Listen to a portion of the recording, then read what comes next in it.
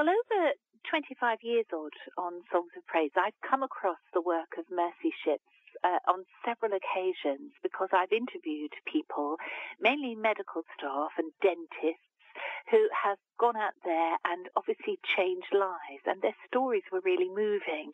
In particular, I remember talking to one surgeon whose speciality was face surgery and reconstruction of deformation of the mouth.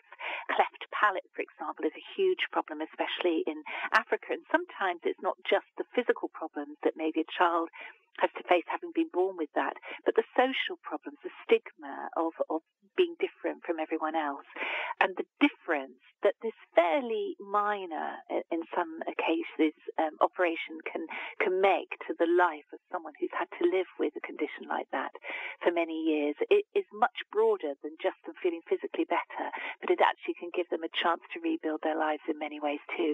So having come across so many examples of that, and in particular being inspired by the sort of people who choose to take breaks from, for example, being a consultant surgeon at an NHS hospital to go and spend 3 weeks or a month on board the mercy ships doing exactly the same job for free and changing the lives of strangers, really.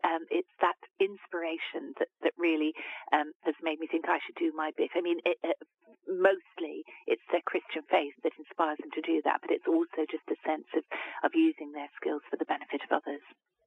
You've talked a bit about the surgery side of things, and I understand Mercy Ships also runs community outreach projects. Yes, because if you imagine that on the ship, on the Africa Mercy, there is something like about 1,000 volunteers who could potentially go, at 400 of them on board at any time. Well, those volunteers can range from the medical staff, the surgeons and the nurses, to the cooks and the engineers on board. But also on board are teams of people whose speciality is building communities. It's taking, for example, arranging for clinics in community situations, medical clinics, dental clinics, but it's also helping with community development projects which focus on things like water or sanitation or education or building the infrastructure that's needed to develop communities, and of course agriculture as well. So experts in all of those fields also take their skills out there really to train the trainers, really, to pass on that knowledge so that communities then can start to use that and retrain others and build a better life for themselves. So that's a very ongoing project always. Here in the UK, we obviously know that health and education are important issues, but for people in some of the countries that Mercy Ships are working in, they're life and death issues, aren't they? Well, they are. I mean, when you think that, for example, in Sierra Leone, where the boat is at the moment, that the majority of the population are living on less than £1.25 a day, there's acute poverty. It's financial poverty, of course. It's physical poverty. It's also educational poverty, and it's a poverty of potential, really. And yes, I think we forget how cosseted we are, how we have a very high standard of living, and when you compare that with what they have, then obviously we should help. I'm very moved by an experience that I had some years ago when I went with Christian Aid, a different Christian charity, to Ethiopia and to a community that were virtually like a sort of Stone Age community in the way that they lived. And I took with me little packets of wrapped sweets just from our supermarket locally and gave them out to each of the children who'd obviously never seen anything like this, had great trouble working out what to do with the sort of cellophane cover.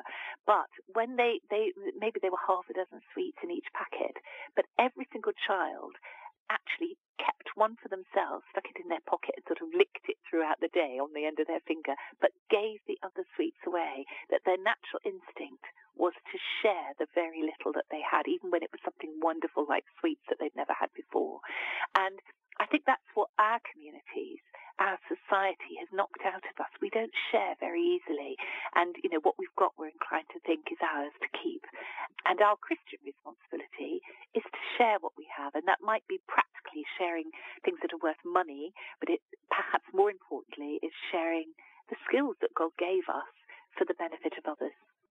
In terms of your new role as ambassador, is there anything particularly you're looking forward to achieving? it's all about skills, isn't it, really, and talents that you're given. I am constantly amazed at the ability I seem to have to find words that are needed in the right situation. And I am so often aware that God is in that and puts the right words in my mouth. And I'm quite convinced that the reason I'm involved is perhaps because maybe I can tell it like it is.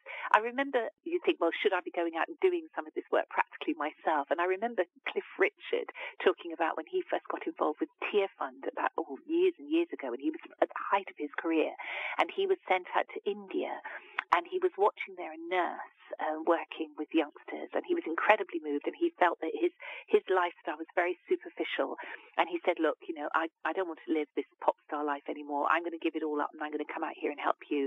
And the nurse turned around very sharply and said, why? Can you give an injection? And he said, no. So she said, well, let me get on with what I can do. This is my skill. You have a different skill. Go and tell people about us. So that's what I see as my role at the moment. And I will just do whatever I can because we need to help, our neighbours. Love thy neighbour. We need to show that love in a very practical way to our neighbours on the other side of the world.